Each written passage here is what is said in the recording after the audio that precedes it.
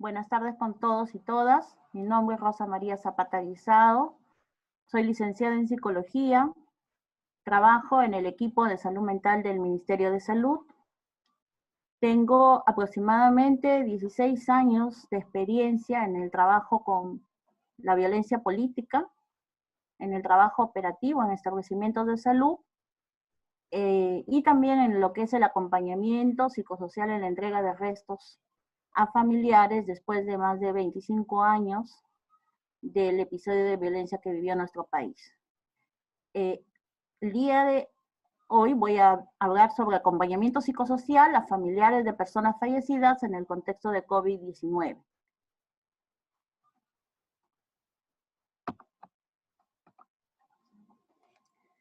Vamos a empezar por el concepto de acompañamiento psicosocial. En los últimos días, la Dirección de Salud Mental ha sacado también documentos técnicos a nivel del MINSA, donde se toma como concepto el conjunto de actividades desarrolladas por el personal de salud para proteger, promover la autonomía y participación de las personas afectadas en situación de crisis, considerando sus propios recursos y sus derechos. Aquí es importante hacer énfasis en el concepto de acompañamiento. El ser humano, por ser un biopsicosocial, ¿no? Cuerpo, alma, espíritu y social, no es un ser que siempre está solo, necesita de los demás para tener seguridad, soporte, incluso para adaptarse a aquellos estilos de vida de cada ciudad, de cada comunidad. Nosotros en el Perú tenemos diferentes formas de vida en tanta variedad que tenemos en costa, sierra y selva. Incluso en cada una de ellas hay diferentes formas de vivir, diferentes costumbres, diferentes historias. Entonces, vamos a poner un ejemplo sencillo. Un niño cuando va a empezar a caminar, para él es también como una crisis el empezar a dar sus primeros pasos hacia la independencia. Entonces necesita una mano que le dé el soporte. Mayormente es un ser querido, la mamá o el papá, que le agarra de las manitos de tal manera que esta persona se sienta segura. Entonces el niño con esta situación va a saber que está haciendo las cosas bien, que lo están apoyando, que lo están acompañando, que no está solo, que están compartiendo esa vivencia para él de independencia, que es algo positivo para él. Pero así como estos casos, también el ser humano pasa por cosas positivas y cosas negativas, que muchas veces lo decimos que son crisis en la vida. Entonces, en todos estos momentos, el ser humano necesita estar acompañado, compartir aquel dolor, tristeza, qué es lo bueno y lo malo que le pasa durante toda su vida. Y siempre necesitamos palabras de aliento, un abrazo, una sonrisa, un beso, para sentirnos mejor y para sentirnos protegidos, seguros de lo que estamos haciendo.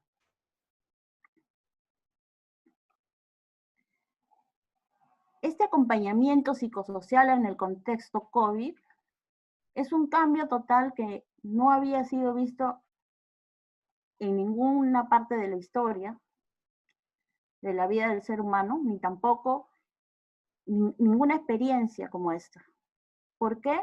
Porque se trata de algo nuevo, de un estilo de vida diferente y justamente nos aísla de alguna manera de la sociedad, de nuestros seres queridos, de aquellos que nos dan el soporte en la comunidad, de los lazos familiares y los lazos comunales. Y he querido compartir esta lámina porque si bien es cierto el tema dice en familiares que han perdido a un ser querido por el contexto COVID, en realidad el acompañamiento psicosocial debemos darlo en todo el proceso. Desde que el ser humano, cualquier persona, como tú o como yo, siente algún síntoma que tiene que ver con este virus, con el COVID-19, que puede ser dolor de cabeza, temperatura alta, ¿no? Tos seca y otros, lo primero que hace es llamar al 113 o al 117. En estos números le van a hacer un tamizaje, una evaluación y van a De acuerdo a lo que nosotros o la persona responda, le va a decir si es un caso sospechoso o confirmado. Si es sospechoso, puede ser una infección respiratoria aguda, pero también adicionales a esto puede haber preguntas. Si has ido de vacaciones a un país y has vuelto, o si has tenido contacto con alguien extranjero, y de esa manera van viendo si eres sospechoso. Y si eres confirmado a través de una prueba, vas a tener 3 modalidades: la leve, moderada y severa. La leve lo vas a hacer quizás en un aislamiento temporal por 14 días en tu domicilio, en el sitio donde te encuentres en ese momento, o donde te agarró este virus, que puede ser también en un sitio lejano a tu domicilio porque estás en una situación de trabajo. ¿Quién no está fuera de sus domicilios por situación de trabajo? ¿No? Si es moderado, tiene infección respiratoria con criterio de hospitalización, puede ser llevado a la vía panamericana porque tiene criterios de hospitalización, pero puede empeorar el caso. Y si esta persona se pone en crisis y va a necesitar respiración mecánica, va a ser llevada a cualquier hospital, sea de salud, sea una clínica, sea un hospital del Estado, de MINSA, ¿no? Entonces, ¿por qué pongo esas flechitas de ida y retorno? Porque en todas estas situaciones se puede dar el caso que mejore la persona y vuelva a la fase inicial y está resuelto el caso. La persona ha salido del COVID. Pero a partir de que entra a la parte de hospitalización, tiene otras alternativas, que se recupere o que pase a UCI, porque el caso se le complicó. Y ahí empieza un dilema, porque si pasa a UCI, son muy pocos el porcentaje de personas que se recuperan. Lo que tenemos que tener acá, debemos dar importancia, es que este no es un duelo normal. Cuando pasa UCI y se dé el deceso, no va a ser un duelo normal, porque si tenemos un paciente hospitalizado por cualquier otro tema, vamos a visitarlo en las tardes, de acuerdo al horario que nos ponga el centro de salud o la clínica. Aquí no. Desde que esté en el aislamiento temporal, si se agrava y pasa a la vía panamericana, pasa al hospital y pasa a UCI, no vas a poder ver al paciente. Por lo tanto, te queda de alguna manera se puede decir, como lo decimos en el tema de la violencia política, inseguridad, ¿no? Tienes inseguridad, tienes sospechas, desconfianza, porque no estás viendo a tu ser querido. Y luego, a través de una llamada por teléfono, quizás te dicen el paciente o tu ser querido ha fallecido, se ha dado el deceso. Y no queda ahí, porque no te van a entregar el cuerpo de tu ser querido, sino que va a pasar a una cremación. Y también vas a estar esperando días y días para que te entreguen los restos, si es que tú no estás con el contagio. Entonces, por eso, a partir de UCI, las cosas cambian. Pero el acompañamiento psicosocial, lo ideal es que se dé desde que hay un caso sospechoso, un caso confirmado, y estemos en todo ese proceso a nivel de la familia, para que de esta manera haya una sostenibilidad. Y todos quisiéramos que esto sea en positivo, que no lleguen a UCI y que pasen a que han superado con esta pandemia. Entonces quería acá en esta lámina hacer presente que en todos los aspectos nosotros tenemos mucho trabajo por hacer. El acompañar a la persona, a la familia y por qué no decirlo también a la comunidad.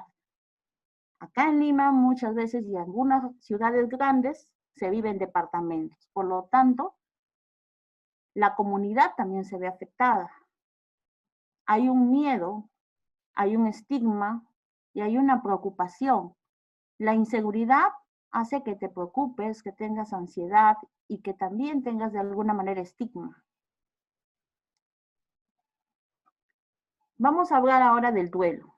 El duelo es un proceso psicológico que se produce tras una pérdida, la muerte de un ser querido o una persona significativa. es diferente en cada persona y puede experimentarse ansiedad, culpa, confusión, negación, depresión, tristeza.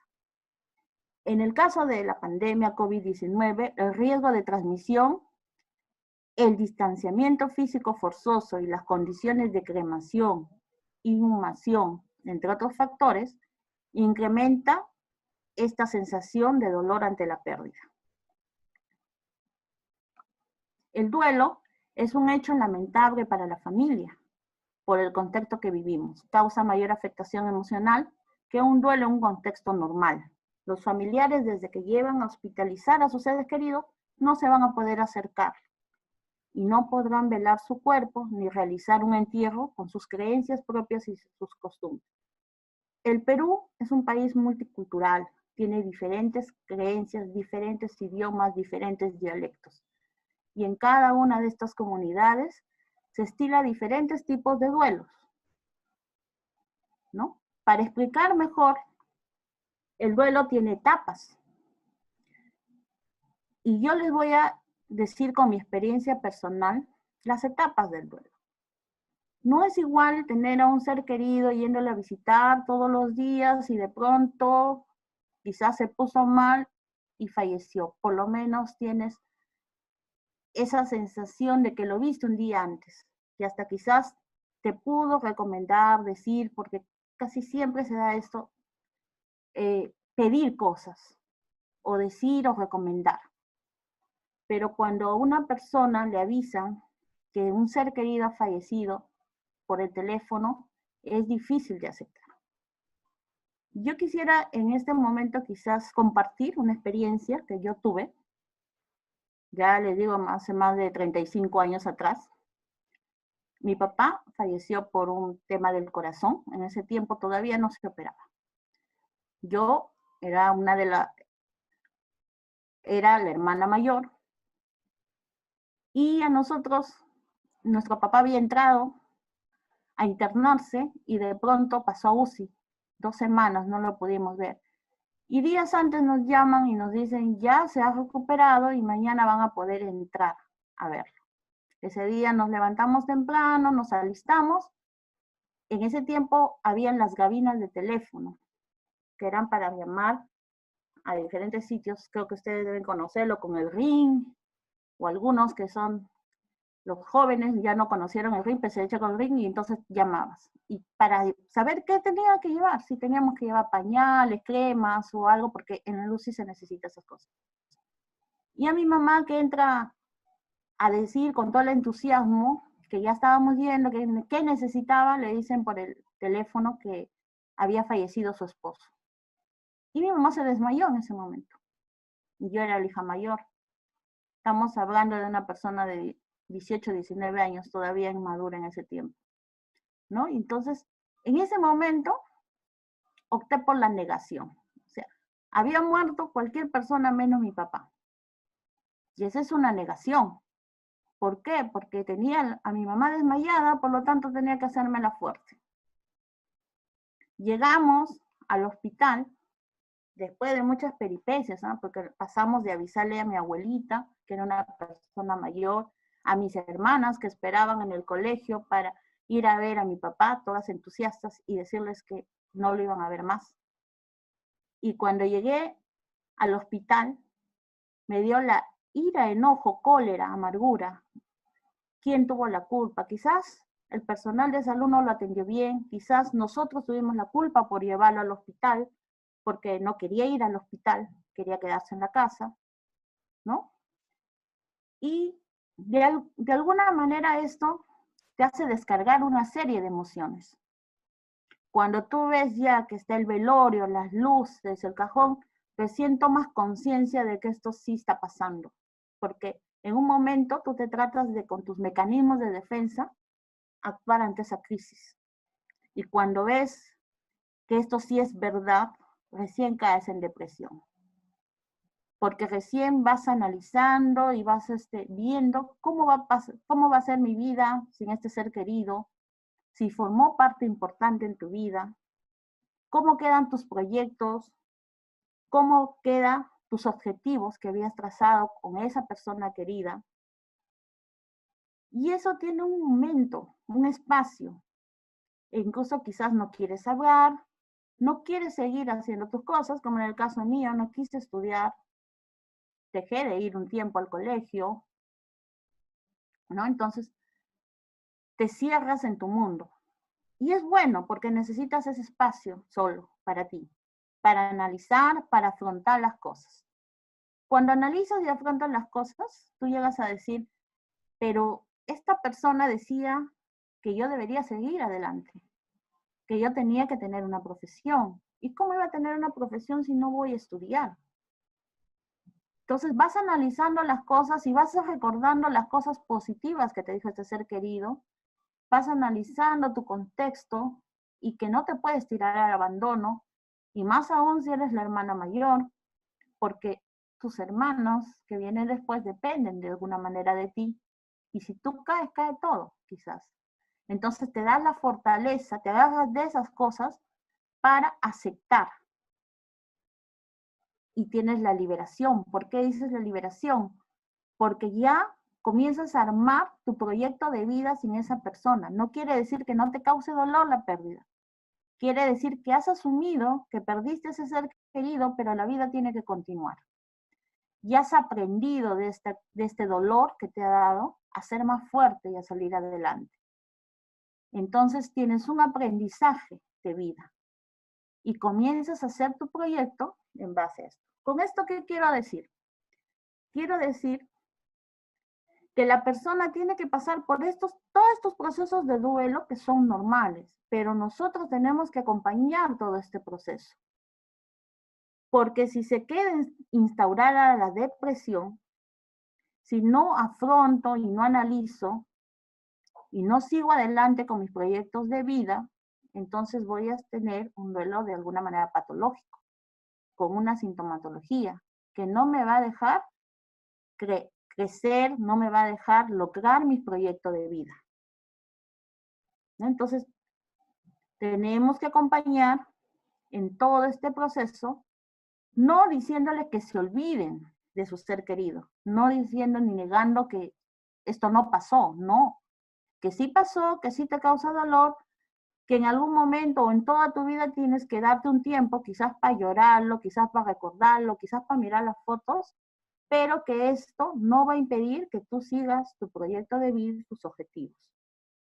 Entonces, en todo momento de la vida nosotros necesitamos saber que contamos con un ser querido. Esos abrazos que dan cuando te dicen mi sentido de pésame, mis condolencias y otras frases más, muchas veces son dolorosas, sí, pero quizás el ser humano, por ser un ser social, necesita de esto, necesita sentirse acompañado y querido, necesita compartir el dolor. Lo lamentable en el COVID-19 es que las costumbres no se van a poder realizar. Como ustedes pueden ver en las láminas, tenemos el velorio, tenemos los entierros, que en las diferentes provincias se estila con bandas, con bailes, con orquesta, ¿no? Y llevarlo hasta el cementerio y enterrarlo. ¿Cómo decirle a las familias que en esta oportunidad no va a poder ser así? Y todo esto se tiene que transformar a otro estilo de intervención, a otro estilo de vida, vía los medios de comunicación, las redes, pero acompañar de otra manera en todo este proceso a los familiares y, por qué no decirlos también, a la comunidad, los vecinos de alrededor, los cercanos, los amigos, porque la pérdida de un ser querido no solamente afecta a la familia, sino también afecta a los vínculos sociales que tú has logrado durante toda tu vida, los amigos más cercanos. Y para esto el personal de salud debe tener presente siempre que la familia es la protagonista a pesar de la distancia. ¿Por qué ponemos a pesar de la distancia? Porque no se van a ver, van a estar alejados.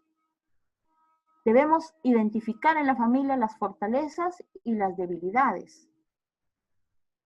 ¿Quién de todos los miembros que forman la familia, es la persona que puede ser el líder en ese momento. Quién es el que toma las decisiones, organizarla. Porque si no se organiza, ¿qué va a pasar? Van a haber muchas contradicciones entre ellos mismos, muchos encuentros que pueden fomentar incluso la agresión, ¿no? O los malos tratos, pero no porque quieran hacerlo, sino es propio de esta pandemia que estamos viviendo. La gente está muy emotiva, muy agresiva, ¿no? Insegura, temerosa, y tenemos que trabajar también el fortalecer las estrategias de afrontamiento.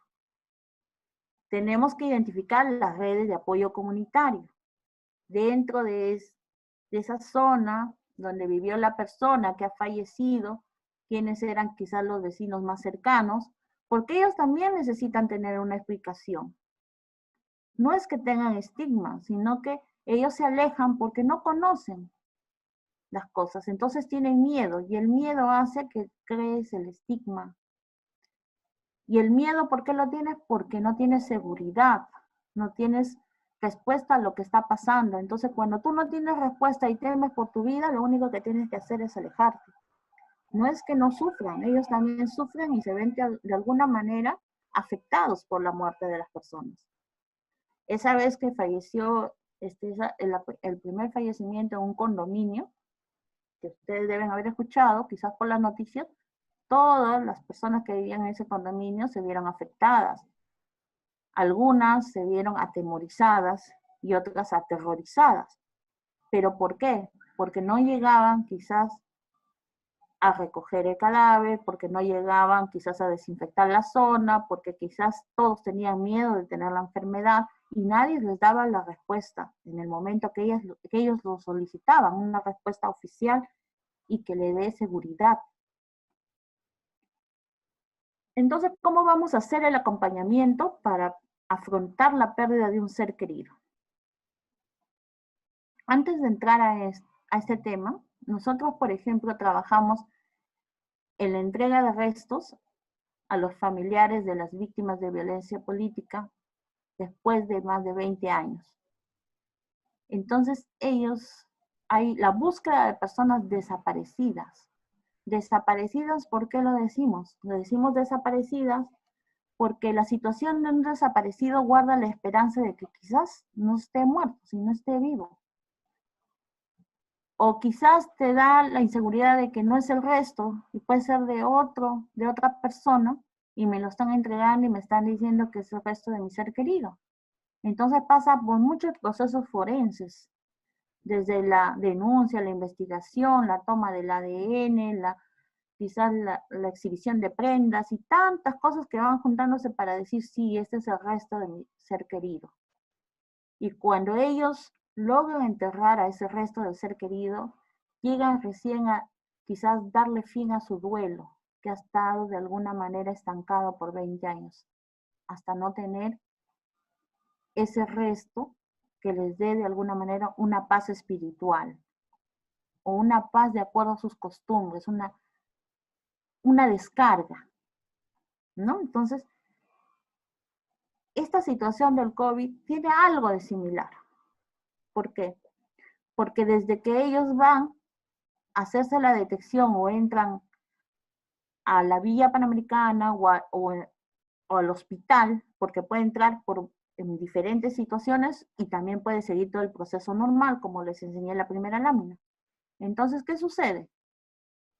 Pierden el rastro de su ser querido. Solamente a través del teléfono van a preguntar cómo está, si ha amanecido mejor, si se ha recuperado, si se ha complicado. Y por el teléfono le van diciendo los especialistas cómo va su mejoría, su tratamiento, o si está en peor situación de salud. Y de pronto, de un momento a otro, le dicen que su ser querido ha fallecido. Y tiene todo un proceso de documentación administrativa que es lo normal, pero como no estábamos preparados para tantas pérdidas juntas, esto hace también que haya demoras. Y esas demoras te llega a de alguna manera a crear ansiedad, inseguridad, porque se te va a pasar por la cabeza que quizás esas cenizas que te van a entregar dentro de un mes no sean las de tu ser querido. ¿Cómo yo sé? O sea, se pregunta, ¿cómo yo sé que esas cenizas son de mi papá, de mi esposo, de mi hermano, de mi tío que entró? ¿Quién me da esa seguridad? Entonces, esa pregunta, esa seguridad y esa ansiedad hace también que tú no cierres el duelo como quisieras. Más aún si todavía no puedes hacerlo con todos los aspectos culturales que tenías acostumbrado a hacer en una etapa de duelo, ¿no? De un ser querido. Entonces, el dolor es muy fuerte y necesitamos trabajar mucho en ese tema. Entonces, el primer contacto debe ser de respeto hacia la persona, hacia la familia, hacia los vecinos o contactos cercanos. Ya sabemos que todo tiene que ser vía las redes sociales, presentarnos con una voz tenue. Eso es importante, porque la voz hace que te tengan confianza. Siempre tienes que estar con una escucha activa. Ellos lo sienten, a pesar que están detrás del teléfono, sienten si tú le estás prestando atención, porque a veces te preguntan y tú no sabes qué contestarle, porque no le has prestado atención a lo que has dicho. No deben haber críticas y siempre hay que reforzar lo positivo y ayudarlos a afrontar el dolor. Perder a un ser querido es muy doloroso, más aún cuando estamos en una emergencia sanitaria y cuando no podemos darle una palmada en la espalda, no le podemos dar un abrazo y decirle, estoy contigo, estoy aquí, apóyate. Yo voy a ser ese soporte que necesitas. No, todo tiene que ser vía teléfono. Entonces, es más difícil todavía. Si la persona quiere aislarse, hay que dejarlo. Ya les conté la situación de duelo, las etapas de duelo. Entonces, hay un momento en que la persona, para tomar conciencia de lo que está pasando y aceptar, a veces quiere alejarse para analizar todo. No quiere en ese momento compartir su dolor, siempre debes hacerle sentir que estamos presentes, que los ayudaremos a comunicarse con las personas más allegadas.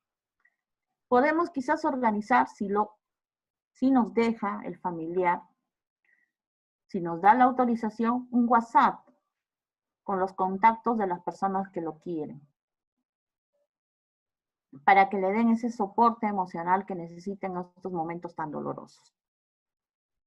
Conectar con la familia y con los seres queridos más allegados es bueno.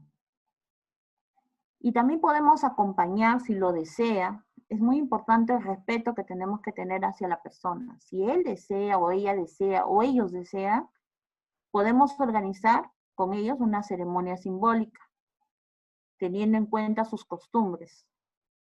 Podemos utilizar una foto, podemos utilizar una ropa o un recuerdo o quizás una estampa, algo que identifique a mi ser querido, ya que no lo puedo tener en cuerpo presente. ¿Cómo debemos acompañar en los rituales para la despedida? También se puede preparar con ellos un escrito para que lo comparta, para hacerle un homenaje presencial al ser querido. Se puede grabar un video y se puede compartir en las redes sociales de su ámbito familiar o su ámbito social de amigos cercanos.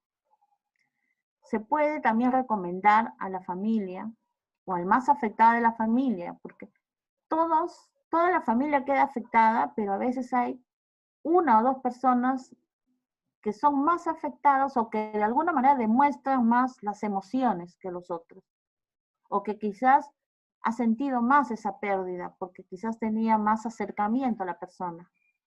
Entonces, tenemos que identificar a esas personas, también es importante la identificación de aquellas. No quiere decir que los demás no lo sientan, sí lo sienten, pero hay unos que son más sensibles al dolor. Entonces, Podemos preparar con ellos mensajes con recuerdos positivos, sentimientos de agradecimiento, recopilar textos de autores que nos sentimos identificados, aceptar la pérdida y el afrontamiento en el proceso de duelo. También podemos trabajar con ellos a través de los dibujos que permitan expresar de alguna manera su sentir. También podemos proponerle elegir un rincón de la casa y poner recuerdos simbólicos como una foto, algo representativo, donde pueda también afrontar su dolor y aceptar la pérdida. Es importante la narrativa como un medio terapéutico, porque va a permitir canalizar emociones de la situación de crisis. No debemos descuidar nunca que el ser humano es somático, emocional, cognitivo y espiritual. Y tenemos que tener presentes siempre esas 4 cosas en todo el procedimiento terapéutico para darle las recomendaciones del caso. El ser humano necesita hidratarse, comer, descansar, ver algo que lo divierta, que se sienta quizás tranquilo, hacer ejercicios físicos. Pero también tiene emociones. La soledad, la tristeza, la amargura, el encontrarse consigo mismo, los círculos que son de seguridad para él y la red de personas cercanas. Lo importante en el acompañamiento es determinar las redes que para ellos son un soporte. No tenemos que pasar desapercibido el nivel intelectual, la contaminación mental a través de los mensajes negativos, muchas noticias catastróficas que no ayudan en nada a seguir adelante, a seguir su proceso normal que debe seguir el duelo en la familia. Y en este momento del duelo no deben tomarse decisiones importantes para la vida. Es importante también respetar el espacio, su silencio, y que aflore su creatividad artística y sus rituales en la casa.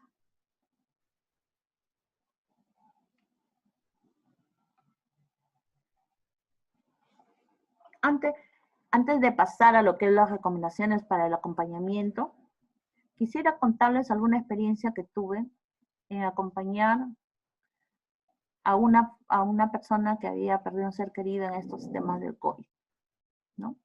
Al hacer la primera intervención vía llamadas, después de la presentación y después de decirle si está de acuerdo en continuar con esta llamada, porque viene a ser el consentimiento informado de alguna manera, después de esas 2 cosas, bueno, uno se prepara, ¿no? Dice, voy a preguntarle tal cosa, voy a preguntar, pero no, comenzó a relatar y a relatar sin que le haga ninguna pregunta, porque necesitaba descargarse, necesitaba sentir que alguien lo está escuchando y a contar su historia. Y esta persona se sentía de alguna manera muy culpable por lo que había pasado, porque había perdido a su esposo y no tenía el esposo ningún síntoma. La que tuvo el síntoma fue ella, pero fue un síntoma pasajero, una gripe normal. Y de un momento a otro su esposo, una noche, le falta el aire, el esposo no quiere ir al hospital. Le dice, por favor, no me lleves al hospital. Y lo recordó ella, ese momento, se le sentía que lloraba, que estaba muy triste, que estaba pero muy deprimida, y decía, yo lo llevé, o sea, la culpa. ¿Por qué lo tuve que llevar? Yo lo llevé al hospital. Él me dijo que no le lleve, y yo lo llevé. Y no pensé que lo llevaba para nunca más verlo, ¿no? Que a veces eso cala, esa culpa, ese dolor, si no se da el acompañamiento en ese momento. Porque no va a dejar que siga adelante su vida. Va a tener esa carga, entonces hay que trabajar en eso, explicarle que la situación que estamos viviendo en cualquier momento a todos le puede pasar, ¿no? Entonces, Se sentía la señora muy mal y se sentía también muy ansiosa porque temía que sus vecinos se hayan contagiado, ya que ninguno de ellos se había percatado que estaba infectado por COVID. Entonces estaba moviendo dos situaciones, la situación de dolor por la pérdida de un ser querido, pero la situación también de preocupación porque se sentía culpable también de haber infectado a sus vecinos, ¿no? Y a sus familiares. Entonces, por eso nada en el acompañamiento, si bien es cierto, podemos tener técnicas, tenemos procedimientos, podemos decir, vamos a aplicar algunas preguntas para saber cuál es su situación emocional, en el momento tenemos que ser creativos, porque todo se va hilando con ellos. Ellos son los que hacen la pauta, no nosotros. Nosotros solamente los guiamos en el camino, pero la pauta la ponen ellos, ¿no? Entonces, tenemos que establecer en las recomendaciones canales de comunicación. Si se trata de un paciente que ha pasado de hospitalización a UCI, y si lo hemos seguido desde un inicio, desde que fue quizás detectado, en caso leve, moderado o severo, continuar con la intervención. De lo contrario, si comenzamos ahí, tendríamos que iniciar con la presentación, el consentimiento informado, pedirle si está de acuerdo en crear un grupo WhatsApp familiar con el equipo especializado de salud mental, identificando a una o dos personas que van a centralizar los líderes quizás de la familia, se puede decir, o las personas que son las fortalezas de la familia, para centralizar la información y transmitirla al personal de salud, que desean, cómo se sienten mejor, cómo quisieran que se haga el acompañamiento, porque ellos nos van a pautear cómo quieren que nosotros vamos a intervenir en esa familia. Registrar en un cuaderno de la historia clínica del paciente, la información que se ha transmitido a la familia, darle a la familia el reporte día a día en coordinación con hospitalización o el lugar donde esté, conectarse con el médico encargado o el responsable para tener una información oficial del estado de salud del paciente. ¿Cuál es la condición día a día? El personal de salud muchas veces se siente agotado por todos los tratamientos que se dan en el COVID. Y hay que explicarle que las condiciones en las cuales nos encontramos a nivel, no solamente país, sino a nivel internacional, muchas veces pueden tener resultados adversos. Entonces tenemos que ir preparando a la familia para esos resultados adversos, que pueden quizás en esta hospitalización o en UCI, perder a su ser querido. Ir preparándolo, pero de una manera cautelosa, ¿no? No tan directa. Plantear a la familia que recuerde un hecho doloroso y las fortalezas que tuvo para vencerlo.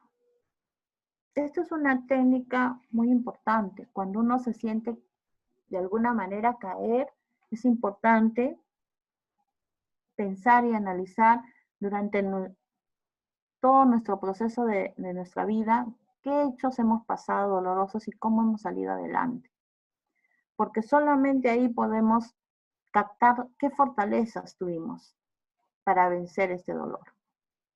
Recabar información sobre las costumbres espirituales. Las costumbres espirituales también es importante. ¿Cómo creen que debería ser su duelo? Ir retroalimentando, ¿no? Es necesario seguir los protocolos también de cremación y explicarle a la familia cómo va a ser la entrega de las cenizas, de los restos, si podemos hacer un duelo simbólico, si ellos están de acuerdo en eso, identificar a las personas de familia que darán el soporte, que se darán el soporte entre ellos mismos, en la situación que hay un escenario desencadenante para la familia. Estamos hablando de la contención de la familia para ir preparándolos para un tema de duelo. Explorar con la familia quiénes son las personas fuera del núcleo familiar que podrían ser un soporte emocional ¿no? ¿Cómo serían esos soportes que necesitaría la familia? Ellos van a armar su intervención. Nosotros solamente vamos a guiar y vamos a estar ahí presentes para todo. Presentes a través de una llamada, presentes a través quizás de ayudarlos a organizar su duelo. Identificar con la familia espacios comunitarios, colectivos también, para comunicarles la noticia adversa. Explorar con la familia cuáles serían las preferencias de comunicación. Todo tiene que ser en el debido respeto a ellos, respetando sus derechos. Si ellos no quieren nada y no aceptan, nosotros no podemos intimidarlos, ni exigirles, ni decirles que hagan cosas que ellos no quieren. Favorecer la expresión de preferencias de la familia y el deseo de la persona que falleció. Esta etapa es importante porque va a ayudar a conectar al entorno. Es vital y progresivo para, de alguna manera, reconstituirse o readaptarse de nuevo a la vida cotidiana. Tenemos que respetar los silencios y trabajar mucho el autocuidado. Es muy importante que las personas, los seres queridos que han perdido su familia, equilibren sus emociones. Se van a conectar y desconectar. Aceptar la pérdida y no aceptarla. Es normal en un determinado tiempo. Pero estas emociones, que pueden ser de ira, de enojo, de lloro, terminan. Se pasó. Se pasó. ¿Ahora qué hago?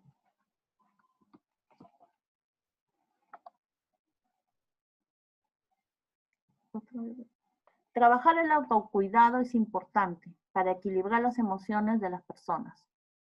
La ira, la cólera, la alegría, ¿no? Que pueden complicar el duelo después. Entonces, para intervenir, tenemos que utilizar frases como no es necesario que me contestes las llamadas, solo quiero saber que te encuentras bien, que estoy disponible, que si quieres hablar estoy para escucharte, solo quiero que sepas que estoy aquí. Me hubiera gustado estar acompañándote en este momento, pero no puedo físicamente, pero te tengo presente. Si necesitas que hablemos, puedes llamarme en cualquier momento. Te volvería a llamar más adelante. También podemos compartir su silencio.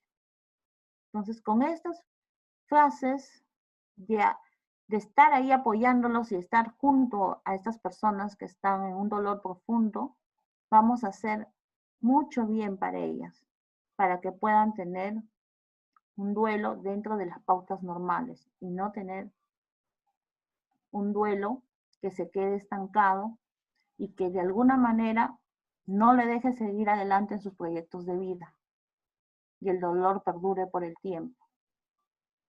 Bueno, espero que haya sido bien dinámica esta presentación y les agradezco por todo. Gracias.